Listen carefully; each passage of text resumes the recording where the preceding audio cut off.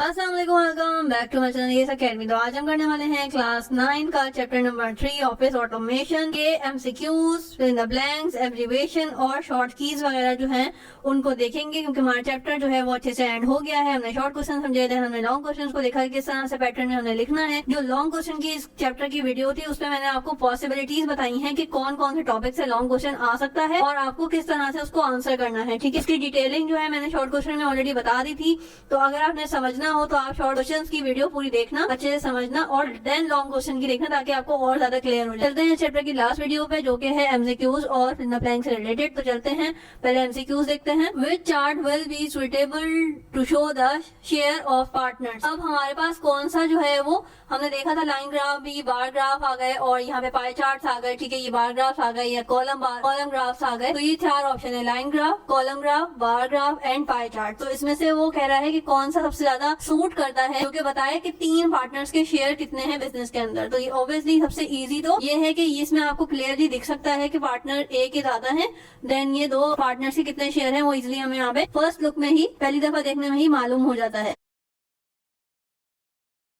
इन सब चीजों की definition column graph, bar graph और पाई चार्ट वगैरह की डेफिनेशन मैंने शॉर्ट क्वेश्चन में बहुत डिटेल से समझाई थी और लॉन्ग में भी, तो आप उनकी पिक्चर्स वगैरह के साथ समझ सकते हैं। लेक्चर लेना लाजमी है। आप बेशक दिन में एक लेक्चर लें, लेकिन एक लेक्चर भी आपको इस तरह से आना चाहिए कि आपने उसको समझा हो। ठीक है, प्रॉपर आप देखें। 5-5 मिनट की वीडियो अगर आप स्किप करते जाएंगे तो आपके हो सकता है कि मेन बात, जो इम्पोर्टेंट बात हो उस चैप्टर की, आपसे स्किप हो जाए, जो कि आपको पेपर में बहुत ज्यादा परेशान कर सकती है। वीडियो को पूरा देखा करें और इसको शेयर भी करें। नेक्स्ट हमारे पास है the software that is used for accounting purpose. कौन सा सॉफ्टवेयर है जो कि अकाउंटिंग पर्पस में यूज होता है। ये बात भी हमने की थी कि कौन सी चीज है जिसके अंदर मोस्टली कैलकुलेशन, फॉर्मुलेशन वगैरह की चीजें होती हैं, तो वो होता है एमएस एक्सेल। ठीक है, अगर आपने शॉर्ट क्वेश्चन और लॉन्ग क्वेश्चन को समझा होगा तो आप ये एमसीक्यूज पढ़ते ही समझ जा रहे होंगे कि कौन कौन से आंसर जो है वो राइट ऑप्शन है। ठीक है, the software that is use to format a document. जो टेक्स्ट फॉर्मेटिंग के लिए यूज होता है वो कौन सा सॉफ्टवेयर होता है, एमएस वर्ड। ठीक है, ये भी हमने बहुत डिटेल से देखा था लेक्चर के अंदर। The special character that initiate the formula mode in a cell. कौन सी चीज होती है जो फॉर्मूला के अंदर सबसे पहले एक स्पेशल कैरेक्टर यूज होता है। ठीक है, तो फॉर्मूला लिखने से पहले हमने क्या देखा था कि क्या लिखते हैं, फॉर्मूला से पहले हम लिखते हैं इज इक्वल्स टू। ठीक है, हमने देखा था एमएस एक्सेल के अंदर इसको यूज करके भी देखा था कि किस तरह से करते हैं कैलकुलेशन। तो हमने क्या लिखा था सबसे पहले, इज इक्वल्स टू के बाद हम कोई भी फॉर्मूला लिखेंगे। ठीक है, एमएस एक्सेल के अंदर। तो हमने इसकी एग्जाम्पल भी देखी थी, तो प्लीज काइंडली आप लेक्चर्स पूरा देखा करें। नेक्स्ट हमारे पास है the function which is use to rearrange data according to the specific criteria is called. ये हमने देखा था सॉर्टिंग की डेफिनेशन, जिसमें हमने सॉर्टिंग को समझा भी था कि सॉर्टिंग बेसिकली क्या है, अरेंजिंग ऑफ डाटा है। ठीक है, हम उसको अलग अलग तरह से अरेंज कर सकते हैं डाटा को, according to the size, according to the date, बहुत सारी तरह से हम इसको अरेंज कर सकते हैं। We want to change the overall design of a word document. तो हम क्या कर सकते हैं, कौन सा ऑप्शन हमें अलाउ करता है, तो वो होता है थीम, जिसके अंदर हम ओवरऑल डॉक्यूमेंट का डिजाइन जो है वो इजीली चेंज कर सकते हैं। पेज लेआउट को भी हमने अच्छे से देखा था, मार्जिन को भी समझा था, वाटरमार्क के बारे में मैंने आपको बताया था, और हमने थीम को भी देखा था कि कौन कौन से ऑप्शन ये हमें देता है कि हम इसका कलर, फॉन्ट वगैरह एडिट कर सकते हैं। ठीक है, अपने हिसाब से। नंबर 7 है the correct formula to calculate the total given. तो यहाँ पे हमारे पास कुछ इस तरह का टेबल दे दिया गया है। क्या दिया गया है, 3 से 4 बच्चों का हमारे पास जो है वो टेबल है, रियाज हुसैन एंड नबील अहमद अनवर अली। ठीक है, अब यहाँ पे हमारे पास आगे subjects English, Sindhi and Urdu. ठीक है, कुछ बच्चों ने सिंधी दिया होगा, कुछ बच्चों ने उर्दू दिया होगा, मैथ्स है, साइंस है, और यहाँ पे हमारे पास आ गया टोटल। तो अब हमने ये चारों सब्जेक्ट्स के मार्क्स कैलकुलेट करने हैं कि इस बच्चे के टोटल मार्क्स कितने आए। ठीक है, तो गुलाम साबिर ने लिए हैं 40 इंग्लिश में, सिंधी में लिए हैं 41, मैथ्स में लिए हैं 41 और साइंस में भी 40 है। अब इसके टोटल मार्क्स हमने कैलकुलेट करने हैं। ठीक है, अभी तो ये इजीली आपको लग रहा होगा कि ये 4 to 5 बच्चों के सिर्फ डाटा है, तो आप इजीली कैलकुलेट कर सकते हो। जब आपके पास 100 या 200 बच्चों का डाटा जो है एक साथ कैलकुलेट करना होता है, ठीक है, तो आपके लिए ये वाली जो चीजें हैं, एमएस एक्सेल आपके लिए ईज प्रोवाइड करता है। ठीक है, जिसमें आप इजीली एक 1 क्लिक के ऊपर फौरन से डाटा जो है वो कैलकुलेट होकर आपके सामने आ जाता है। तो ये हमें एक फॉर्मूला डालना होता है और जस्ट इस एक फॉर्मूले की वजह से आपके पास पूरा डाटा कैलकुलेट होके आ जाता है। ठीक है, विद इन अ सेकंड। तो ये हमारे पास कुछ इस तरह से टेबल दे दिया गया है, उसके अंदर हमें मार्क्स वगैरह बता दिए गए हैं, और अब हमसे पूछ रहा है कि इन सबको कैलकुलेट करने के लिए कौन सा फॉर्मूला जो है वो बेस्ट है। ठीक है। हमारे पास यहाँ पे B2 है, C2 है। B2 C2 ये हम किस तरह से पढ़ते हैं और ये क्या चीजें हैं, ये मैंने शॉर्ट क्वेश्चन में बहुत डिटेल से बताई थी आपको, तो प्लीज काइंडली लेक्चर पूरा देखिएगा। यहाँ पे मैं डिटेल आपके साथ शेयर नहीं करने वाली। डिफरेंट तरह के हमारे पास फॉर्मूले दिए हुए हैं जो कि हमें करेक्ट वन चूज करना है, ठीक है। तो अब हमारे पास यहाँ पे आ गया B2 C2 D2 या E2, हम इस तरह से फॉर्मूला लिखेंगे, या हम इस तरह से लिखेंगे, या हम इस तरह से लिखेंगे, या हम इस तरह से। अब इसके अंदर चारों के अंदर आप डिफरेंस खुद देख सकते हैं कि हमने किस तरह से लिखना है। तो हम लिखते हैं पहले, तो सबसे पहले इज इक्वल टू डालना होता है, देन हम ऐड करने के लिए सम का यूज करते हैं, ठीक है। कहीं पे भी हमने ऐड करना होगा तो सम लिखेंगे, ठीक है। उसके अलावा हम लिखेंगे सबसे पहले ब्रैकेट, उसके बाद B2 टू E2। अब B2 टू E2 क्या मतलब है कि ये B2 से लेके E2 तक जितना भी डाटा इस रॉ के अंदर है उसको कैलकुलेट कर दो, ठीक है, यानी कि उसको आपस में ऐड करा दो। तो हमारे पास ये लिखने का तरीका बिल्कुल सही है, ठीक है। इससे हमारे पास क्या होगा कि इन चारों सब्जेक्ट्स के डाटा जो है इजीली यहाँ पे आ जाएगा। So this is the right way to calculate, ठीक है। अब हमारे पास ये फॉर्मूला जो है मैंने आपको यहाँ पे बताया है, ये बहुत ज्यादा इंपॉर्टेंट है और इसको आपने याद भी करना है। इसी तरह के एमसीक्यू इस चैप्टर से आते हैं। The correct formula to calculate the percentage in the given. अब हमने इन सारी चीजों की परसेंटेज निकालनी है, तो परसेंटेज निकालने का फॉर्मूला हमारे पास यहाँ पे जो है वो 4 फॉर्मूला दिए हुए हैं और हमने इसमें से करेक्ट वन देखना है। तो ये 4 फॉर्मूले दिए हुए हैं यहाँ पे हमारे पास B2 C2, इन सबको पहले ऐड कराओ, देन उसको 400 से डिवाइड कराओ, देन 100 से मल्टीप्लाई कराओ। तो क्या ये फॉर्मूला सही है, या ये फॉर्मूला सही है, या फिर ये फॉर्मूला सही है। अब इन फॉर्मूलों में क्या फर्क है, अगर आप देखें तो बहुत ही ज्यादा कम डिफरेंस के साथ यहाँ पे ये फॉर्मूले यूज हुए हैं, इन दैट सेंस कि यहाँ पे हमारे पास ब्रैकेट मिसिंग है, जो कि MS एक्सेल के अंदर काफी ज्यादा इंपॉर्टेंट है। कोई भी फॉर्मूला वगैरह लिखने के लिए हमें ब्रैकेट्स की बहुत ज्यादा नीड होती है। जब तक हम ब्रैकेट सही यूज नहीं करेंगे हमारा आंसर गलत आएगा, ठीक है। तो अब हमने क्या करना है, इस तरह से तो ये तो कैंसिल हो गया क्योंकि इसके अंदर कहीं पे भी ब्रैकेट यूज नहीं किया गया। यहाँ पे हमारे पास क्या डिफरेंस है कि हमारे पास यहाँ पे टोटल ही नहीं बताया गया कि यहाँ पे हमने पहले ऐड कराने के बाद डेफिनेटली जिन बच्चों ने परसेंटेज निकाली होगी उनको पता है कि हम ऑब्टेन मार्क्स से डिवाइड करते हैं टोटल मार्क्स को, ठीक है। तो अब हमने कितने में से कितने हासिल किए वो मार्क्स देखेंगे, देन हमने परसेंटेज देखनी होती है कि परसेंटेज के लिए हम मल्टीप्लाई कर देते हैं 100 से। तो पहले हमें टोटल मार्क्स का मालूम होना जरूरी है। तो ये क्या कह रहे हैं बी फॉर्मूला कि इन सबको ऐड कराओ और डायरेक्ट मल्टीप्लाई करा दो 100 से, जबकि डिवाइड कराना लाजमी है फॉर परसेंटेज। तो अब हम सी देखते हैं, सी में इज इक्वल टू भी है, ब्रैकेट भी है, फिर वो सही से बता भी रहा है कि easily B2 C2 D2 and E2 को ऐड कराओ, देन 400 से डिवाइड कराओ, देन जो आंसर है उसको 100 से मल्टीप्लाई कराओ फॉर द परसेंटेज। तो ये फॉर्मूला बिल्कुल करेक्ट है। अब नीचे वाले में क्या मसला है, अगर हम नीचे वाले को भी देखें तो यहाँ पे थोड़ी सी गड़बड़ ये हुई भी है कि बच्चों को कंफ्यूज करने के लिए 100 टोटल मार्क्स कर दिए और मल्टीप्लाई किससे करा रहे हैं, वो 400 से। कभी भी परसेंटेज के लिए 400 से मल्टीप्लाई नहीं होता, ये बात हमें पता है। तो बच्चों को कंफ्यूज करने के लिए छोटी छोटी डिफरेंस जो है वो डाल देते हैं एमसीक्यूज में, और आपने ओवर कॉन्फिडेंट होके गलत उस पर टिक नहीं करना, ठीक है। इन सारी चीजों को बहुत तसल्ली से देखा करें। नेक्स्ट हमारे पास है charts are basically use to. Charts किस लिए यूज होते हैं, यूज होते हैं for the quantities and their relationship graphically जहाँ पे वर्ड आएगा, यानी कि चार्ट्स वगैरह की बात की जा रही है। ये हमने बहुत डिटेल में शॉर्ट में समझा था कि किस तरह के ग्राफ्स होते हैं और किस तरह की विजुअल देख सकते हैं डाटा के लिए, ठीक है। नेक्स्ट हमारे पास है to apply the table of content automatically the most important properly defined. कौन सा मोस्ट इंपॉर्टेंट टास्क है जो कि प्रॉपर्ली डिफाइंड होना लाजमी है अगर हम टेबल ऑफ कॉन्टेक्ट ऑटोमेटिकली बना रहे हैं। TOC जो हमने पढ़ा था टॉक, तो हमने अगर उसको ऑटोमेट करना हो तो हमने क्या करना होता है, सबसे ज्यादा इंपॉर्टेंट टास्क क्या होता है, जो कि प्री डिफाइंड हो और प्रॉपर्ली डिफाइंड हो। लेवल ऑफ हेडिंग्स हमने उसको प्रॉपर्ली देनी होती है कि हमने किस तरह से, मतलब मेन हेडिंग क्या है हमारे पास, सब हेडिंग क्या है, इस तरह से, ठीक है। नेक्स्ट हमारे पास है dash is one of the most famous word processing software. आपको याद होगा कि ये पूरी लाइन, एग्जैक्ट लाइन हमने कहाँ देखी थी, हमने देखी थी MS वर्ड की डेफिनेशन में। तो मैं आपको बार बार कहती हूँ कि डेफिनेशन हो गई, एग्जाम्पल्स हो गई, ये सारी चीजें आपके लिए बहुत इंपॉर्टेंट है, आपके MCQs में बहुत काम आती है और आपका एक MCQs 1 नंबर कैरी करता है। तो अगर आप एक MCQ गलत होगा तो दैट मीन्स आपका 1 नंबर जाया हो गया। तो आपने डेफिनेशंस, एग्जांपल्स बहुत ही अच्छे से याद करनी है। तो MS वर्ड जो है basically most famous word processing software है जो कि टेक्स्ट डॉक्यूमेंटेशन के लिए काफी ज्यादा यूज होता है। नेक्स्ट हमारे पास क्या है, dash was the first release and made publicly in early 1980s bye Microsoft. अब हमें पता है माइक्रोसॉफ्ट ने क्या बनाया है, माइक्रोसॉफ्ट ने बेसिकली MS वर्ड बनाया था जो कि पब्लिकली लॉन्च कब हुआ था, 1980s में। बाकी सारी चीजें भी माइक्रोसॉफ्ट ने ही बनाई है, लेकिन वो स्पेसिफिकली क्या पूछ रहा है कि 1980s में पब्लिक क्या किया था। तो MS वर्ड 1980s में पब्लिक किया गया था। कि हमने क्वेश्चन में देखी थी हिस्ट्री, ठीक है, जब इसका इंट्रोडक्शन पढ़ रहे थे। That is the first introduced concept of what you see is what you get, ठीक है, ये इसकी हमने फुल फॉर्म देखी थी। तो ये भी आपसे पूछा जा सकता है, इसकी भी आपने सही से एक जो प्रॉपर इसका फॉर्मेट है WYSI ये आपने प्रॉपर्ली याद करना है, ठीक है, क्योंकि इसकी भी एमसीक्यूज में पूछा जा सकता है कि इसकी एक्चुअल जो है उसकी अरेंजमेंट क्या है वर्ड्स की, ठीक है। तो आपने क्या बताना है, अब बताना है कि फर्स्ट इंट्रोड्यूस क्या किया था, कॉन्सेप्ट किया था ये वाला MS वर्ड सबसे पहले जो है ये कॉन्सेप्ट लेकर आया था कि जो आप देखते हैं तो ये आपको मतलब मिल जाता है एक डॉक्यूमेंटेशन के अंदर। मतलब अगर आप कोई डॉक्यूमेंटेशन विजुअलाइज करते हैं कि यार इस तरह का बर्थडे कार्ड होना चाहिए, इस तरह का मैं लेटर लिखूंगा, इसकी कलर थीम ये होगी, फॉन्ट्स ये होंगे, तो आप जो है बेसिकली सबसे पहले जो है MS वर्ड ने ये चीज इंट्रोड्यूस कराई थी, ठीक है, कि आप जो चीज सोचते हो उसको आप पॉसिबली कर भी सकते हो, ठीक है। The dash tab allow user to control the look and feel of his document. कौन सी चीज जो है वो कौन सा टैब हमें अलाउ करता है यूजर को टू कंट्रोल द लुक।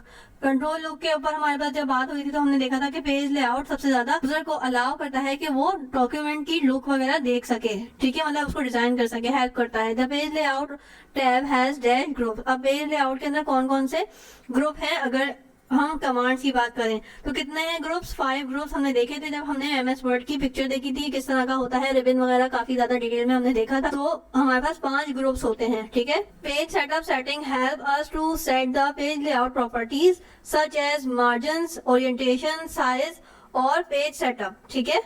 तो ये बहुत इंपॉर्टेंट चीजें हैं, बहुत इंपॉर्टेंट ऑप्शंस हैं जो कि आपको याद होने चाहिए, वरना आप मिक्स कर देंगे। A dash is the area or space between the main content, ठीक है, कौन सी चीज होती है जो कि आपके टेक्स्ट के अंदर साइडों में मतलब छुटी हुई होती है, स्पेसिंग जिसे कहा जाता था।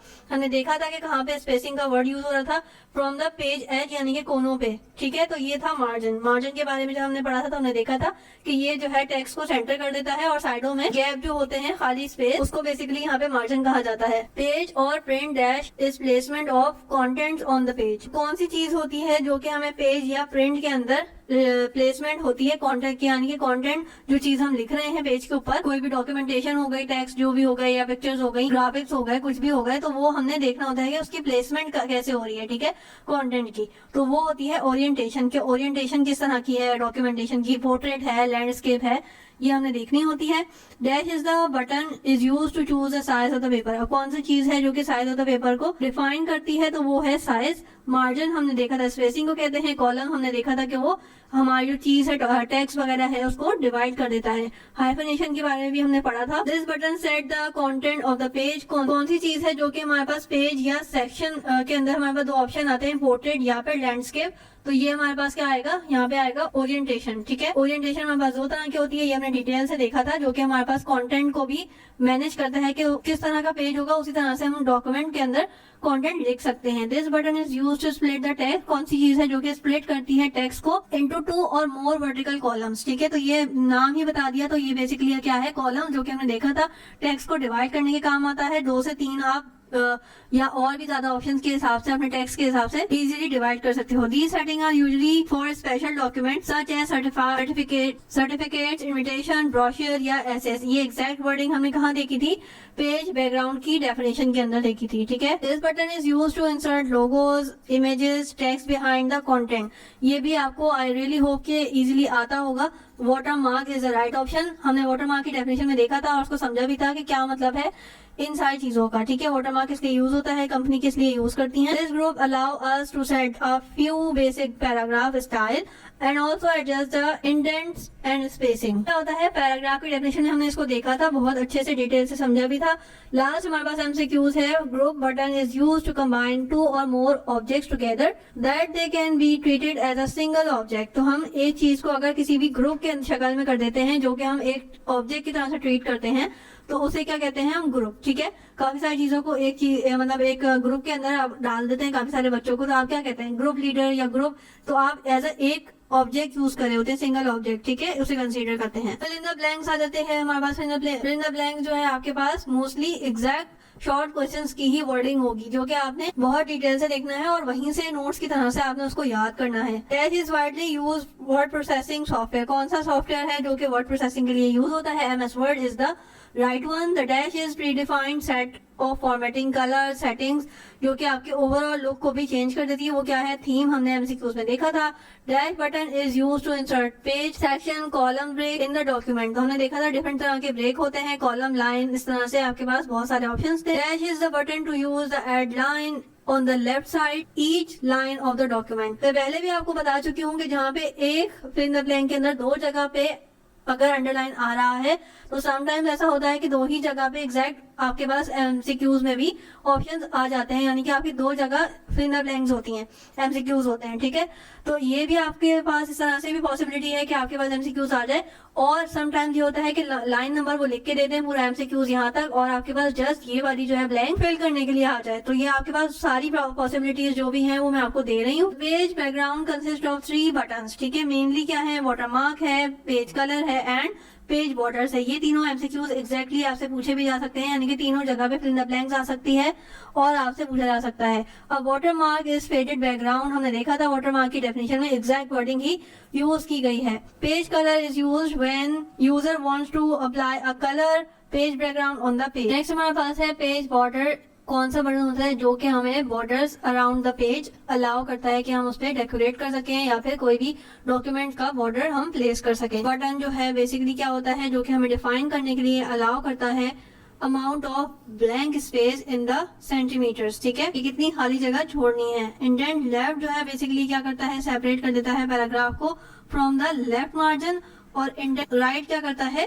पैराग्राफ को सेपरेट कर देता है from the right margin. Space before क्या होता है? स्पेस बिफोर के बारे में भी हमने पढ़ा था अच्छे से शॉर्ट क्वेश्चन के अंदर, कि ये हमें क्या अलाउ करता है? Indicate how much space in a point is added before the selected paragraph, ठीक है। स्पेस आफ्टर के बारे में क्या पढ़ा था? Is used to indicate how much space in points after selected paragraph. Next हमारे पास क्या है? The button in the arrange group help the user quickly to arrange the graphical and other element of the document in a relation to maintain the textual content. Position button क्या करता है? Allow करता है user को place an object, कोई भी picture डाल सकते हैं, कोई भी शेप डाल सकते हैं on the page wherever they want, ठीक है, कहीं पे भी आप प्लेस कर सकते हो उसको। नेक्स्ट हमारे पास क्या है? Text wrapping. कौन सा बटन होता है जो अलाउ करता है हम अरेंज कर सकते हैं कोई भी text around the object. Bring forward का क्या बटन होता है जो कि हमें अलाउ करता है select the object in front of all over the, मतलब हर चीज से ऊपर जाके वो मतलब उस चीज को प्लेस कर देगा। अगर हम स्पेसिफिकली कोई अगर हम प्लेस कर रहे हैं, कोई भी पिक्चर हो गई, कोई भी टेक्स्ट हो गया, तो अगर हम इसको फॉरवर्ड के बटन से के साथ मतलब प्लेस करेंगे तो वो सारी चीजों को पीछे कर देगा और उस स्पेशल टेक्स्ट को जो हमने सेलेक्ट किया हुआ है उसको आगे कर देगा। एंड बैकवर्ड, यानी कि अगर हमने कोई भी चीज प्लेस करी है, फॉर एग्जाम्पल कोई भी पिक्चर है, कोई भी टेक्स्ट है, तो वो अगर हमने सेंड बैक के बटन पे क्लिक कर दिया उसको सिलेक्ट करके, तो वो क्या करेगा? सारी चीजों को ऊपर कर देगा और स्पेशल जो हमने सेलेक्ट किया होगा उसको पीछे कर देगा। फ्लैग पेन बटन, यानी कि ये क्या करता है? सिलेक्ट कर सकते हैं, शो कर सकते हैं, हाइड कर सकते हैं, चेंज कर सकते हैं उस ऑब्जेक्ट को इन द डॉक्यूमेंट। अलाइन बटन क्या करता है? अलाउ करता है place object in alignment with margin, ठीक है। आप मार्जिन के हिसाब से भी उसको मतलब बेसिकली प्लेसमेंट ऑफ टेक्स्ट होता है, ऑब्जेक्ट होता है कि आपने उसको इस मार्जिन के साथ अलाइन करना है, इस मार्जिन के साथ अलाइन करना है, यानी कि सारा जो टेक्स्ट ना इस तरफ चिपक सकता है, इस तरफ चिपक सकता है, या फिर सेंटर अलाइन करेंगे तो आपका सारा डॉक्यूमेंट क्या है? सेंटर में आ जाएगा, ठीक है। तो काफी सारे ऑप्शन इसमें मौजूद होते हैं। नेक्स्ट हमारे पास क्या है? रोटेट बटन, जो कि आपका टेक्स्ट है या जो भी ऑब्जेक्ट है सिलेक्टेड उसको आप रोटेट कर सकते हो, फ्लिप कर सकते हो। टेबल ऑफ कंटेंट क्या करता है? प्रोवाइड करता है ओवरव्यू ऑफ अ डॉक्यूमेंट, ठीक है। Table of content he allow करता है क्या रीडर को कि गो डायरेक्टली स्पेसिफिक सेक्शन, ठीक है। यहाँ पे कंटेंट के डॉक्यूमेंट के अंदर आप इजीली डायरेक्टली जा सकते हो। Talk is the abbreviation of table of content usually appear after the title page in the document, ठीक है। मैनुअल टेबल क्या होता है? क्रिएट अ टेम्पलेट जेनेरिक, यानी कि जितनी भी हमें नीड है हम उसको मैनुअली भी टेबल्स बना सकते हैं। माइक्रोसॉफ्ट एक्सेल क्या है? बेसिकली ये है स्प्रेडशीट जिसके अंदर हम कैलकुलेशन वगैरह करते हैं, एनालाइज करते हैं, फॉर्मुलेशन करते हैं। Formula have user to perform different types of calculation, ठीक है। एमएस एक्सेल 10 अलाउ यूजर क्या करता है? Perform numeric calculation on the data. Charts are also known as graphs. ये पॉसिबल ब्लैंक्स और एमसीक्यूज थे जो कि आपके एग्जाम में अपेयर हो सकते हैं। तो ये मैं चैप्टर वाइज इसलिए पढ़ा रही हूँ ताकि आपको फ्रेश रिवाइज हो जाए, ठीक। और ये एक तरह से नोट्स भी आपको प्रोवाइड कर रही हूँ जिसमें आप जो है वो वीडियो को पॉज करके याद कर सकते हो। पहले इस वीडियो को पूरा देखना, समझना हर चीज को, उसके बाद आप दोबारा से जब देखोगे तो उसमें आपने फिर लर्निंग स्टार्ट करनी है अपनी, ठीक है, ताकि आपकी जो चीजें हैं और ज्यादा पक्की हो जाए। अब एब्रीवेशन इसमें क्या थी, एब्रीवेशन थी MS, जो कि माइक्रोसॉफ्ट की है, टॉक की टेबल ऑफ कंटेंट है, और ये बहुत मोस्ट इंपॉर्टेंट एब्रीवेशन है इस चैप्टर की। What you see is what you get, ठीक है, ये आपको आगे पीछे करके भी ऑप्शंस दिए जा सकते हैं, लाइक इन लेटर्स की अरेंजमेंट आगे पीछे कर दी जा सकती है, तो आपने इसको पूरा प्रॉपर देखना है, याद करना है। हॉट कीज जो है हमारे पास Alt PAA, ब्रेक की क्या है Alt PB, ब्रिंग फॉरवर्ड की है Alt PAF, कॉलम की है Alt PJ, और ग्रुप की है Alt PAG, की है हमारे पास Alt PH, इंटरनेट लेफ्ट की है Alt PIL, इंटरनेट राइट की है Alt PIR, लाइन नंबर की है Alt PLN, मार्जिन की है Alt PM, नेक्स्ट हमारे पास ओरिएंटेशन की है Alt PO। ये सारी चीजें आपके पास MCQs में भी आ सकती हैं, मैंने वहां पे इसलिए ज्यादा ऐड नहीं करी कीज MCQs में, क्योंकि आपको मैंने अलग से यहाँ पे बतानी है सारी, तो इसलिए मुझे एक दो ऐड करने का कोई फायदा वहाँ पे नहीं था, लेकिन आपने ये सारी याद करनी है कि इसके अंदर MCQs बन सकते हैं। पेज कलर के लिए Alt PPC, पेज बॉर्डर के लिए Alt PPB, पोजीशन के लिए Alt PPO, रोटेट के लिए Alt PAY, स्पेस बिफोर के लिए Alt PSB, स्पेस आफ्टर के लिए Alt PSA, सिलेक्ट पैन के लिए Alt PAP, सेंड बैकवर्ड के लिए Alt PAE, साइज के लिए Alt PSZ, और लास्ट की हमारे पास वाटरमार्क जो कि मेनली यूज हो रहा होता है Alt PPW, और टेक्स्ट रैप के लिए हमारे पास Alt PW। तो दीज आर द एब्रीवेशन जो कि बहुत ज्यादा इंपॉर्टेंट थी इसके अंदर, सारी ही मैंने यहाँ पे इसलिए बता दी हूँ कि कोई भी आ सकती है, ठीक है, इन सब की पॉसिबिलिटी है कि कोई भी MCQs के अंदर आपसे पूछी जा सके। एब्रीवेशंस भी मैंने यहाँ पे बता दी, ठीक है, एंड MCQs और फिल इन द ब्लैंक्स भी बता दी। फिल इन द ब्लैंक्स यहाँ पे इसलिए शेयर करती हूँ क्योंकि इसके अंदर से भी MCQs बनने की चांस होते हैं, तो आपने इनको भी अच्छे से याद करना है, जो कि मोस्टली क्या होते हैं, शॉर्ट से ही रिलेटेड होते हैं। उन्होंने शॉर्ट क्वेश्चन नहीं समझे होते हैं, लॉन्ग क्वेश्चन को नहीं देखा होता, वो ये MCQs सॉल्व करते हुए उनको प्रॉब्लम होगी, ठीक है। तो आप लोग हर चैप्टर की 2-2 3-3 वीडियोस हैं, काइंडली उन लेक्चर्स को पूरा लें, पूरा समझें, पूरा याद करें, ताकि आप लोगों के लिए ही आसानी हो, एग्जाम में ज्यादा मेहनत ना करनी पड़े, ठीक है। तो आई रियली होप कि आपको ये वीडियो हेल्पफुल रही होगी।